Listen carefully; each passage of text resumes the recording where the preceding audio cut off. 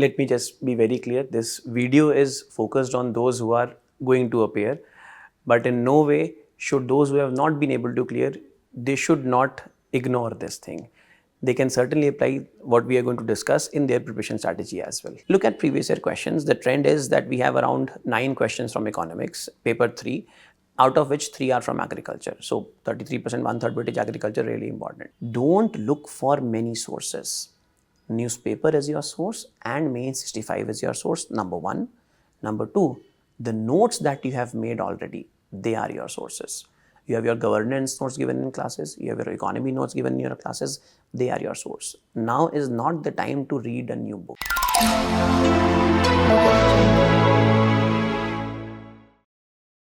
Hello aspirants and welcome to our yet another conversation series video. Firstly, a big congratulations to all the students who have successfully cleared the prelims examination of 2024. Now it's time to buckle up for mains examination preparation. In this video, we will be discussing the upcoming 60-day strategy for mains examination preparation along with specific focus on economics subject. We are joined today by our economics faculty Aditya, Kalia sir with us. A very warm welcome, sir. Hello, thank you.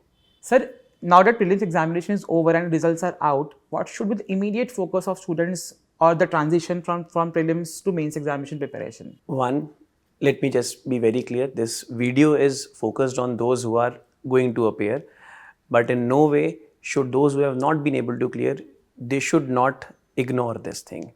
They can certainly apply what we are going to discuss in their preparation strategy as well. For the next 60 days, what can be focused about? One, please understand we have a limited time. We must understand that we have to give as many tests as possible in this time because mains is all about presentation of your answers. So the immediate focus, the focus for next 60 days, priority is tests. Give as many tests as you can, your GS tests, your optional tests. So would you suggest any study plan for the upcoming 60 days? Certainly, yes. Study plan, one, please understand you can't study many new things in this phase.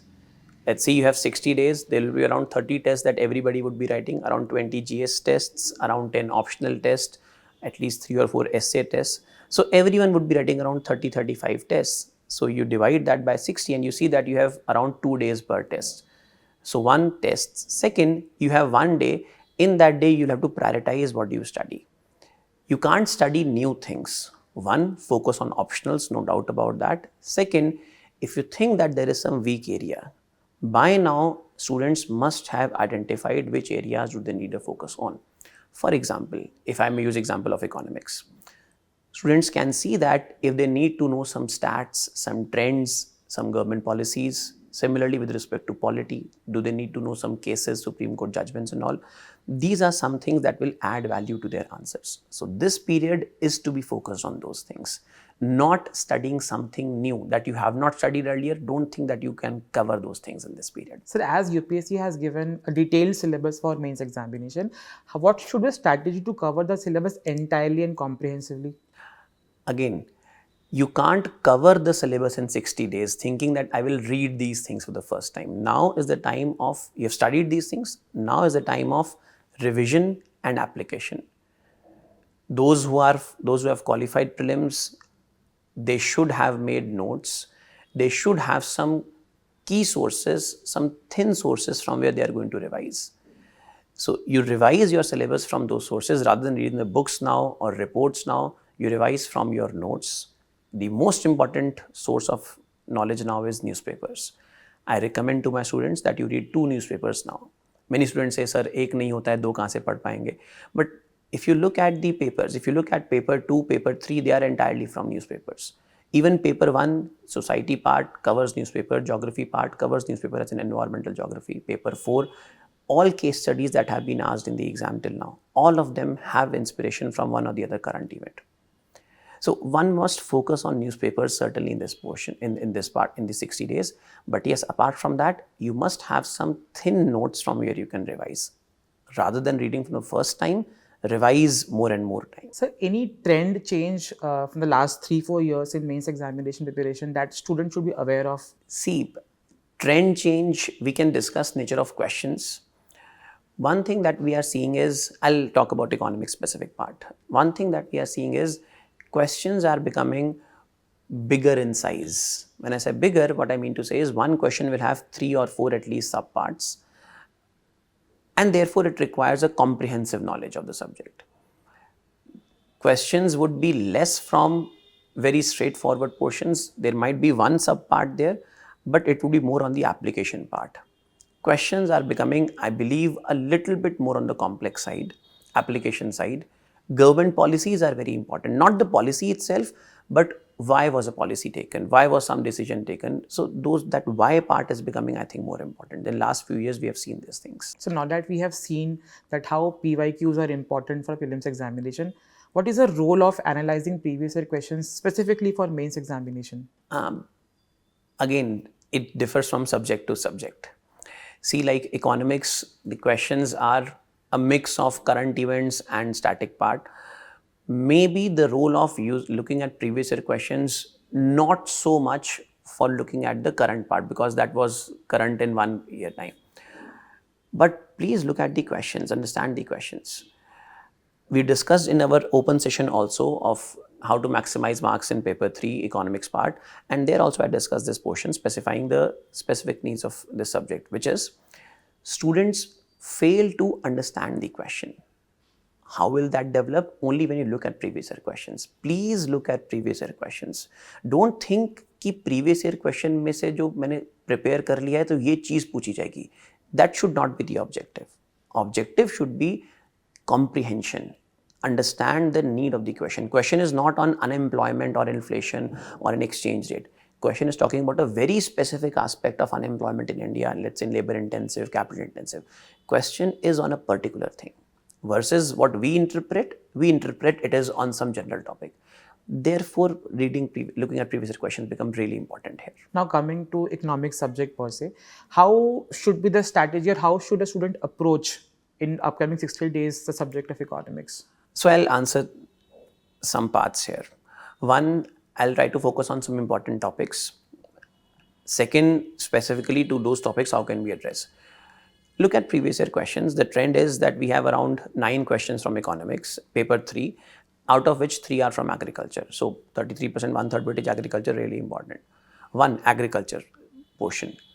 Look at some important statistics. For example, please remember land distribution in India. Remember trend of food production. Remember availability of food. For example, pulses availability, cereals availability. Government has focus on these core cereals. So look at these things. Question would be on, let's say, malnourishment in the country. That can be in paper 1 as well. Question would be on government's, let's say, some mission with respect to some kind of crop. But you need data to substantiate your answer. Question would be on MSP, importance of MSP, how does it change cropping pattern? It might be a standalone question on cropping pattern. You need data for that. So identify that you need to gather all this data. This data is not available in just one source, but you look at government reports, you look at PIB, you look at newspapers, you look at Mains 365, you look at these things, and we'll have compilation of these things. This is what your focus should be. One, this was for agriculture. Second, you look at questions from investment and industrial policy. The questions are ultimately a reflection of Indian economy, our policies. For example, we have Make in India. We had Make in India. Then we had Ayushman, we had Atmanirbhar Bharat. We have production-linked incentive schemes. Now a new government has come into place. It is signifying continuity, and how portfolios are allocated, it is signifying continuity. That means continuation of old schemes. One aspect is, let's say, manufacturing of railway coaches. So what is stopping UPSC to ask that what are the problems in manufacturing of, let's say, in railway sector? Current affairs, news-based questions. Students must focus on specific sectors, industry wale questions mein, specific sectors, and think about the challenges in that sector. There is no one source. Please don't get into this trap of searching for a source. There is no one source. You have to think about airlines, airports. There have been tragedies recently regarding some roof fell, some infrastructure fell. They will ask such questions कि infrastructure में challenge क्या है, coordination के challenges क्या है, finance के challenges क्या है, risks क्या है इस project के अंदर. तो हमको इस तरीके से सोचना है इन चीज़ों के ऊपर, and then we can make notes that yes, I'll write if this thing comes. So identify topics like this. Agriculture है, industry, infrastructure है. From our basic national income accounting, we have questions of investment rates, saving rates.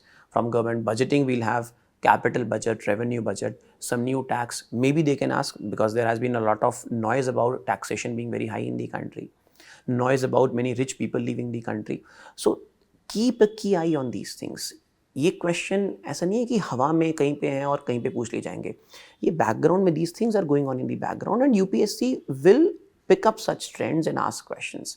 So as a aspirant, as a person writing exam, it's a duty to look for these things in newspapers, look for the opinion editorials there, and then try to build a good knowledge base there. So paper 2 and 3 are the most dynamic papers of mains examination. Though you have covered how to integrate current affairs, but again I would like to ask how a student should cover the current affairs, which sources he should refer to, and how he or she should integrate into the static preparation process. So paper 2, the faculty would be more would be better person to answer. Certainly yes, current affairs, lot of inspiration paper 2, lot of inspiration paper 3. In fact, I would go on to the extent and say that 100% it is newspapers only. Obviously, static knowledge is required, static as in conceptual knowledge is required, but that has to be applied in context of current events. So how can we maximize that thing? One, please again read 2 newspapers. Second, revise from your mains 365. Don't wait that we are going to bring mains 65 that will come in, let's say, in the month of late July, or we are going to start our classes soon in July or August. What is stopping you from reading previous year mains 65? I'm sure those who have been reading newspapers, they would appreciate the fact that news that you come across today or what you came across last week or last month, there is a lot of continuity there. And what you need to get is, you need to get trends. Only thing that might not be there with you right now is the latest number of the trend, but you certainly have a broad level of trend. How many people are skilled in the country? What is the labor force participation rate in the country? What is our poverty line? How many people are below poverty line? What is the consumption expenditure on various items? We have a national expenditure survey that came out recently. These are things that you get from current affairs, which will help you to write better answers. सारा खेल 10 में से 4 number और 10 में से 5 साढ़े 5 number का है. You will get 4 marks, decent marks. But somebody who gets 5, 5.5 marks, sometimes 6 marks, the person is getting 20 marks more than you in the exam. So the question is, how do you substantiate better your answers? For that, newspapers and main 65 current affairs. Extremely important to integrate them in your strategy. Now that results are out, students are overwhelmed. And this overwhelming process, students tend to get confused which resources they should refer to. So what should be the resources for specifically for the economic subject? The permanent problem. Permanent problem is that students are always focused on getting their hands on resources. Ye kitab, ye source, ye all these things. Please don't get into this trap. I think a very good source is Mains 365. I think a very good source. Why? It comprehensively covers everything. The topics, they are chosen on the basis of previous year trends. The knowledge, the information that we give there, it is what is relevant, what you will be able to write in the exam. Please don't look at these documents as कि इसमें से कितने सवाल पूछेंगे. नहीं. Information आप use कर सकते हैं. You can use that information to substantiate your answers. Don't look for many sources. Newspaper is your source and main 65 is your source, number 1. Number 2, the notes that you have made already, they are your sources. You have your governance notes given in classes, you have your economy notes given in your classes, they are your source. Now is not the time to read a new book. Read a new book after your mains exam. You want to get more knowledge, please delay that for after the exam. Right now, revise, revise, revise. That is the message. As you already discussed the role of answer writing, but how important it is for students to maybe write down answers in this upcoming 60 days? Examiner does not know who you are. It's an anonymous copy that he or she is checking. Please understand that psyche.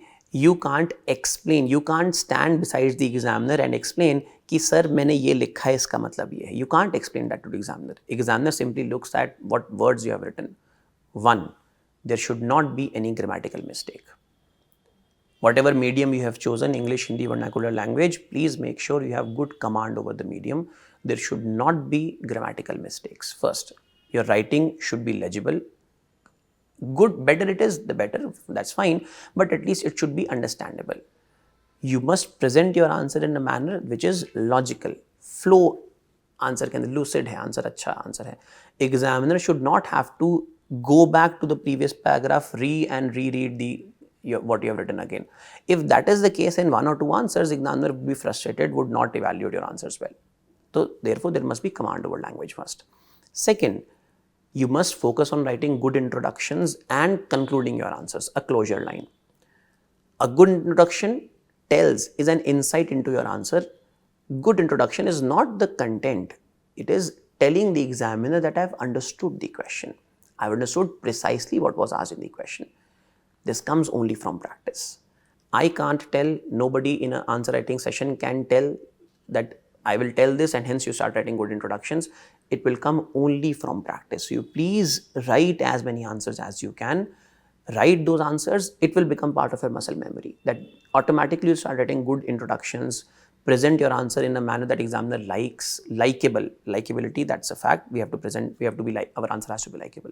And then a concluding line comes from answer writing practice. So please write as many tests as you can. That is what I would like to suggest. What is the role of mains test series, and again how to analyze after writing the test, but what exactly they did and how to maybe see the post-test analysis part? Got it. So one, you practice by writing. One, no doubt about that. Undisputedly the most important thing. Second, you look at the answers, please. The answers that we give, the answer format, the standard answers. Those answers are meant not just as merely an answer, they are also an important source of content. So that is a very important source from where students can quickly revise. Imagine, like we have, I think 25 tests, we have different number of tests, 15 tests, 25 tests, even 35 tests for our mains test series, 27 tests. You have written, if let's say 20 tests, 400 questions have gone from below your hand.